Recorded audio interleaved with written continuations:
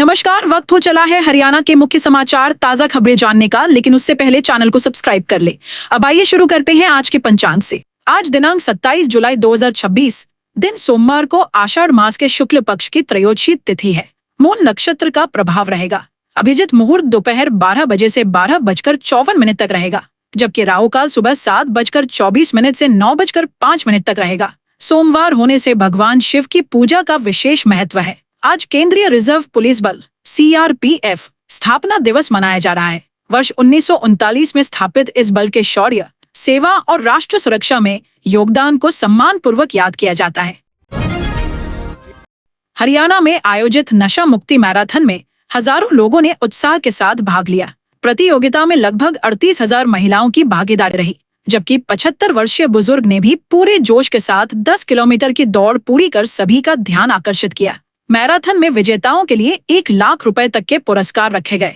मुख्यमंत्री नायब सिंह सैनी भी लोवर और टी-शर्ट पहनकर प्रतिभागियों के साथ दौड़े और कार्यक्रम की शुरुआत में शामिल हुए।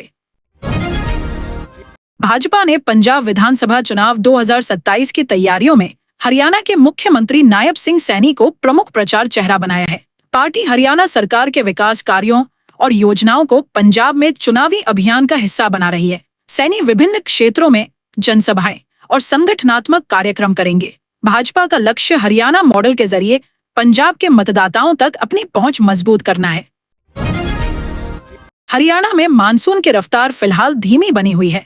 प्रदेश के करीब 15 जिलों में हल्की बारिश दर्ज की गई, लेकिन उमस और गर्मी से लोगों को खास राहत नहीं मिली। मौसम विभाग के अनुसार अगले 2 दिनों तक भारी बारिश की संभावना कम है। कई इलाकों में बादल छाए रहेंगे और कहीं हल्की बूंदाबांदी हो सकती है, जबकि तापमान और उमस का असर बना रहेगा।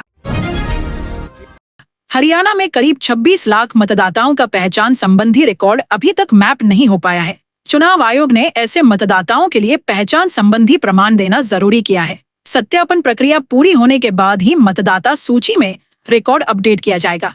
इस अभियान का उद्देश्य मतदाता सूची को अधिक सटीक और पारदर्शी बनाना है, ताकि चुनाव के दौरान किसी प्रकार की गड़बड़ी न हो। मुख्यमंत्री नायब सिंह सैनी ने एक विशेष बातचीत में कहा कि राज्य सरकार का फोकस रोजगार, किसानों, महिलाओं, युवाओं और बुनियादी सुविधाओं को मजबूत करने पर है।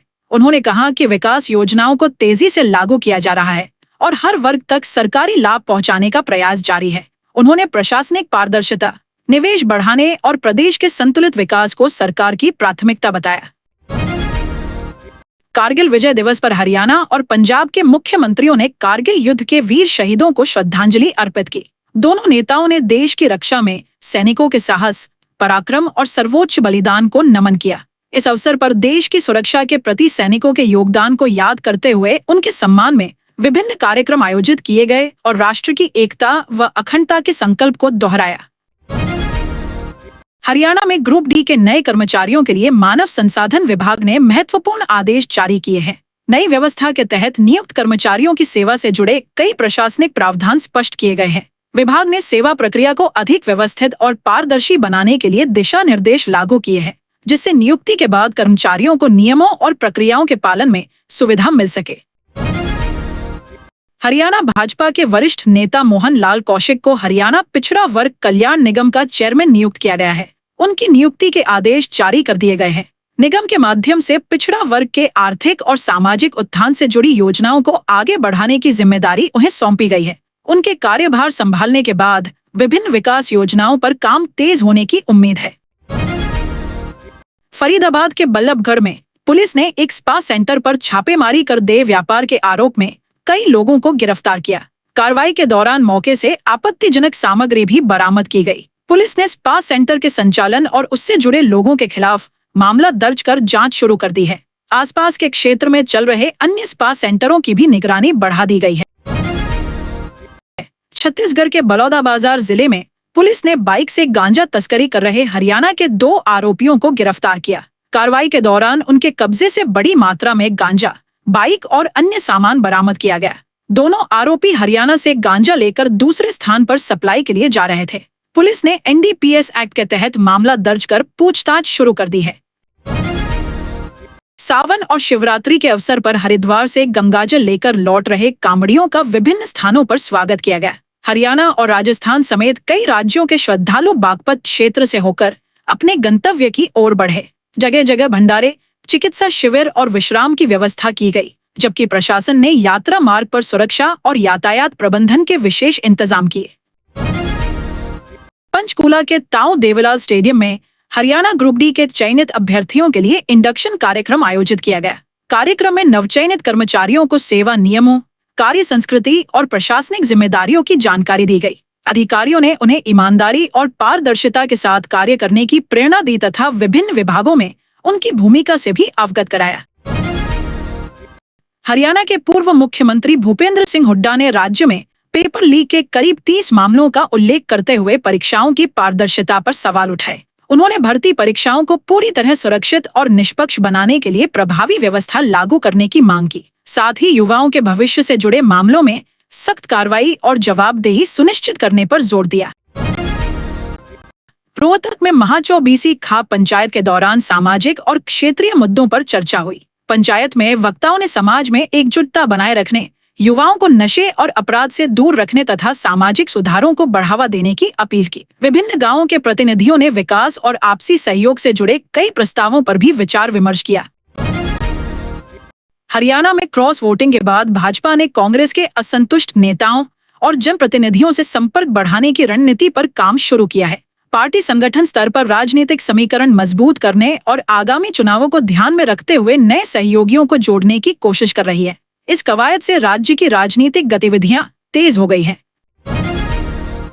हरियाणा सरकार मानसून सत्र के दौरान कई महत्वपूर्ण विधेयक विधानसभा में पेश करने की तैयारी कर रही है। सरकार का फोकस विधायी कार्यों को आगे बढ़ाने और विभिन्न प्रशासनिक सुधारों से जुड़े प्रस्तावों पर रहेगा। सत्र में विकास, प्रशासन और जनहित से जुड़े कई विषयों पर चर्चा होने की संभावना है। दिग्विजय चौटाला ने जंतर मंतर पहुंचकर प्रधानों के इस्तीफे को लेकर प्रदर्शन किया। उन्होंने पंचायत प्रतिनिधियों की मांगों के समर्थन में आवाज उठाई और सरकार से उनके मुद्दों का समाधान करने की मांग की। प्रदर्शन के दौरान बड़ी संख्या में समर्थक भी मौजूद रहे और पंचायतों से जुड़े विभिन्न विषय प्रमुखता से उठाए गए। पलवल में मतदाता सूची पुनरीक्षण अभियान के दौरान करीब 99,000 आवेदन अब तक जमा नहीं हो सके हैं। निर्वाचन प्रक्रिया के तहत पात्र मतदाताओं के नाम जोड़ने, संशोधन और अन्य कार्य जारी है। अधूरे आवेदनों को समय पर पूरा कराने के लिए संबंधित अधिकारियों द्वारा अभियान तेज किया गया है, ताकि अंतिम मतदाता सूची अधिक सटीक तैयार हो सके। मुख्यमंत्री नायब सिंह सैनी ने कांग्रेस पर निशाना साधते हुए कहा कि विपक्ष युवाओं को गुमराह करने की राजनीति कर रहा है। उन्होंने कहा कि केंद्र सरकार संसद में नीट परीक्षा से जुड़े मुद्दे पर चर्चा के लिए तैयार है और किसी भी अनियमितता के दोषियों पर सख्त कार्रवाई की जाएगी। उन्होंने युवाओं से अफवाहों से दूर रहकर अपने भविष्य पर ध्यान देने की अपील की। यमुनानगर में आयोजित उत्कर्ष-2026 कार्यक्रम में मुख्यमंत्री नायब सिंह सैनी ने 160 मेधावी छात्र छात्राओं और खिलाड़ियों को सम्मानित किया। उन्होंने युवाओं से ज्ञान के साथ अच्छे संस्कार अपनाने और विकसित भारत के निर्माण में योगदान देने का आह्वान किया। इससे पहले उन्होंने नशा मुक्ति जन जागरूकता मैराथन को हरी झंडी दिखाकर रवाना किया, जिसमें बड़ी संख्या में लोगों ने भाग लिया।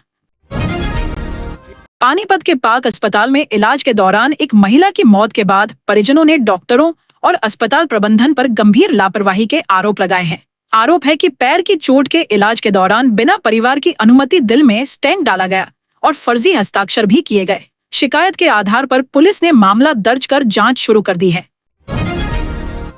हरियाणा में जर्जर सरकारी स्कूल भवनों से जुड़े मामलों पर अब जिला स्तर पर ही निर्णय लिया जाएगा। जिला प्रशासन और संबंधित अधिकारी भवनों की स्थिति का आकलन कर मरम्मत, उपयोग या ध्वस्तीकरण पर फैसला करेंगे।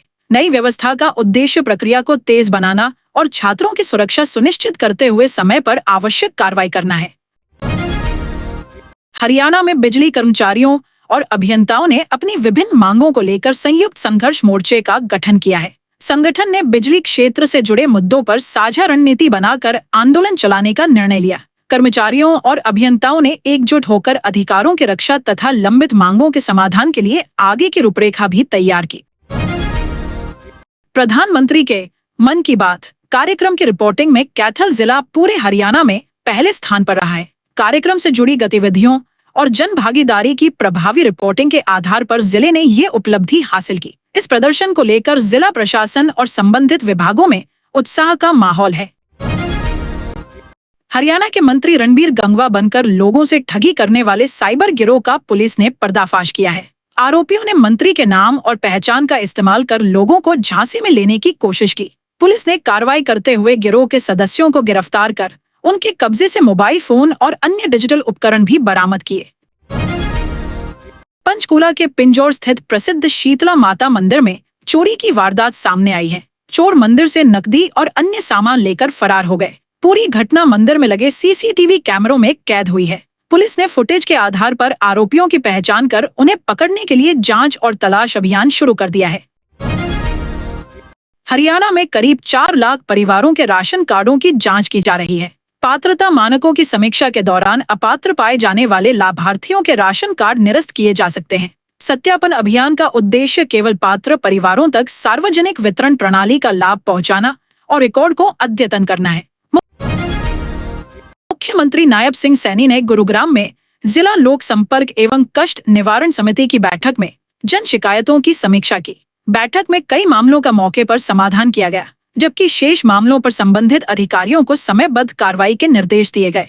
मुख्यमंत्री ने युवाओं से राजनीति में सक्रिय भागीदारी की अपील करते हुए कहा कि लोकतांत्रिक व्यवस्था को मजबूत बनाने में युवाओं की भूमिका महत्वपूर्ण है। हरियाणा में विशेष गहन पुनरीक्षण SIR के तहत मतदाता सूची का प्रारूप 31 जुलाई को जारी होगा। जिन मतदाताओं के नाम हटे हैं या किसी प्रकार की त्रुटि है, वे निर्धारित प्रक्रिया के तहत आपत्ति दर्ज करा सकेंगे। प्रारूप सूची जारी होने के बाद दावों और आपत्तियों के निस्तारण की प्रक्रिया भी शुरू होगी। हरियाणा में MBBS सीटों की संख्या बढ़कर 2960 हो गई है, लेकिन इनमें करीब 2/3 सीटें निजी मेडिकल कॉलेजों के पास है। इस वर्ष जो नई सीटें बढ़ी हैं, वे भी निजी संस्थानों में जोड़ी गई है। सरकारी मेडिकल कॉलेजों में सीटें पहले जैसी ही बनी हुई है, जिससे सस्ती मेडिकल शिक्षा के विकल्प सीमित है। हरियाणा में विशेष गहन पुनरीक्षण के दौरान जिन मतदाताओं ने गणना प्रपत्र जमा नहीं किया या जो अपने पते पर नहीं मिले अथवा अन्य स्थान पर स्थानांतरित पाए गए, उनके नाम प्रारूप मतदाता सूची में शामिल नहीं किए गए हैं। ऐसे मतदाता 30 अगस्त तक आवश्यक दस्तावेजों के साथ दावा या आपत्ति प्रस्तुत कर अपने नाम जुड़वाने की प्रक्रिया पूरी कर सकते हैं। कुरुक्षेत्र से कांग्रेस विधायक अशोक अरोड़ा ने चुनाव परिणामों को लेकर भाजपा पर गंभीर आरोप लगाए। उन्होंने दावा किया कि चुनाव में EVM और बड़ी संख्या में फर्जी वोटों की मदद से जीत हासिल की गई। अरोड़ा ने पूरे मामले की निष्पक्ष जांच कराने और चुनाव प्रक्रिया में पारदर्शिता सुनिश्चित करने की मांग उठाई। केंद्रीय मंत्री धर्मेंद्र प्रधान के इस्तीफे की खबर के बाद हरियाणा के कई जिलों में कांग्रेस कार्यकर्ताओं ने खुशी जताई। कार्यकर्ताओं ने सड़कों पर विजय जुलूस निकाले, मिठाइयां बांटी और नारेबाजी की। कई स्थानों पर बड़ी संख्या में समर्थक जुटे और इस घटनाक्रम को कांग्रेस के लिए राजनीतिक जीत के रूप में प्रस्तुत किया गया। यमुनानगर में आयोजित नशा मुक्ति मैराथन में मुख्यमंत्री नायब सिंह सैनी ने युवाओं और समाज से नशे के खिलाफ एकजुट होकर अभियान चलाने का आह्वान किया। उन्होंने कहा कि केवल सरकारी प्रयासों से नहीं, बल्कि परिवार, समाज और सभी संस्थाओं की सक्रिय भागीदारी से ही हरियाणा को नशामुक्त बनाया जा सकता है।